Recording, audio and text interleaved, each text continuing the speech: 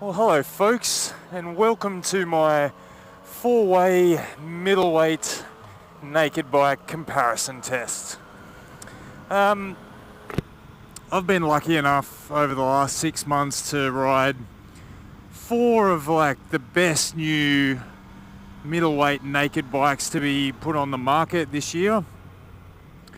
The MT09 being one of them. And I've made an individual video on each one of the four, but a lot of people have been saying to me, what do you think about this one versus that one versus this one?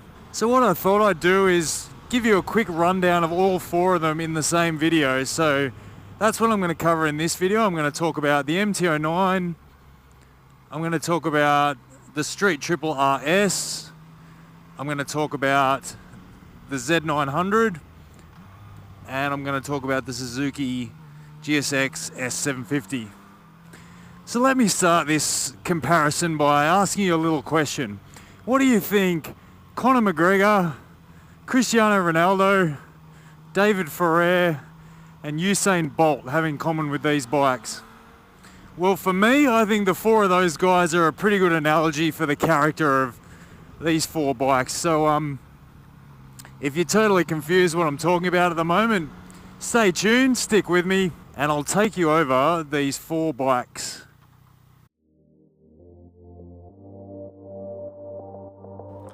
Let's kick it off with the Triumph. The Triumph is a bit of an oddball in this company. It's British, it's much more expensive, and it's got a lot more gadgets than the other bikes here. It's got 121 horsepower, but you've really got to rev this bike to get all of its performance.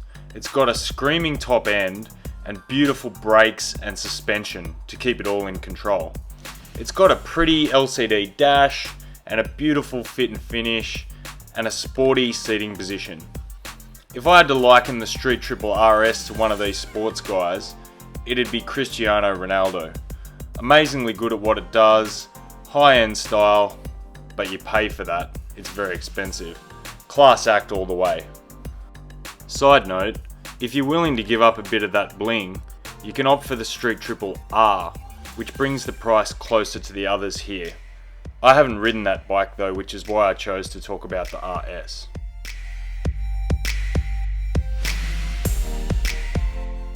First of the Japanese contenders is the MT09. It's been around since 2013, but Yamaha have taken a file to the MT09 and smoothed off a lot of the rough edges.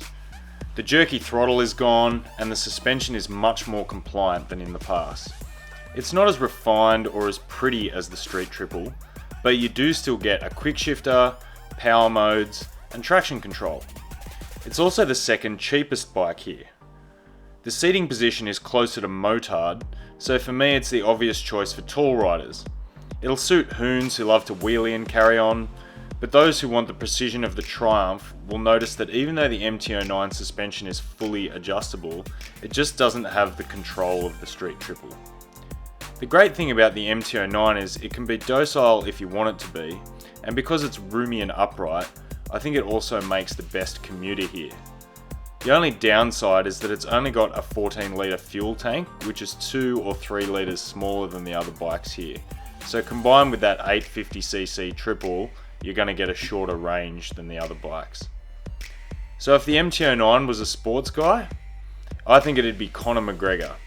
Powerful, agile, but a bit of a thug and doesn't mind a bit of a laugh.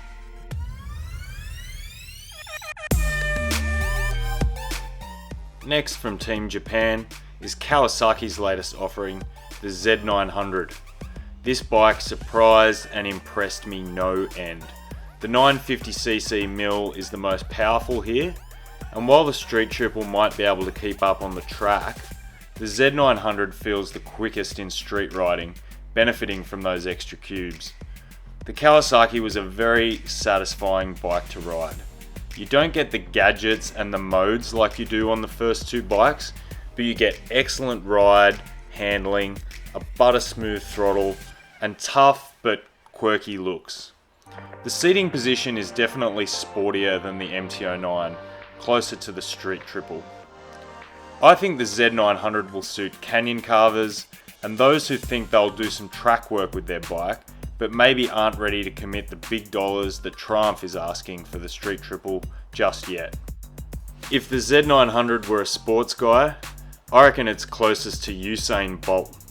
It might not be as fast as the MT09 over the first 10 or 20 meters, but as soon as the Z900 hits its stride, nothing here is keeping up.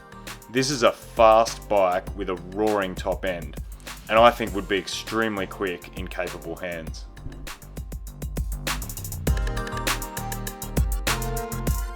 Which leaves us with the Suzuki GSX-S750. The Suzuki is light, easy to maneuver, and would be great in city conditions. The riding position is sportier than the MT09, but not as sporty as the Z900. The suspension is a bit more basic than the competition here, but the bike is also the cheapest of the four, so that's a plus. The engine is a bit flat, low in the rev range, but it really sings above 6,000 RPM. And let's keep it in perspective, this is definitely not a slow bike. It will still demolish pretty much every car on the road and a good number of bikes. It's just up against some pretty stiff competition. I think the GSX-S750 will suit a rider who's currently riding a 650 like the SV650 or the MT-07 and is ready for that next step up in performance. It's a healthy step up, and if you're coming off a restricted license, you'll be grinning like an idiot on the Suzuki. If the Suzuki were a sports guy, I reckon it'd be David Ferrer. Who? Exactly. While everyone is talking about Roger Federer and Rafael Nadal, David Ferrer was quietly working away in the background and made it all the way to number 3 in the world, catching people by complete surprise. While the Suzuki might not get people's attention in the same way the Street Triple does, rest assured it'll be right there at the end of a canyon run. Here's a summary of my favourite bike in each major category. This might help you unpick the bikes based on what stuff is important to you. So that's it for the 4-way comparison video. Hope you guys found that useful. If you did, give it a like, give it a thumbs up. And if I missed something or there's something in particular you want to know about one of these bikes, hit me up in the comments below and I'll do my best to answer it. Thanks for watching, guys. Speak to you soon.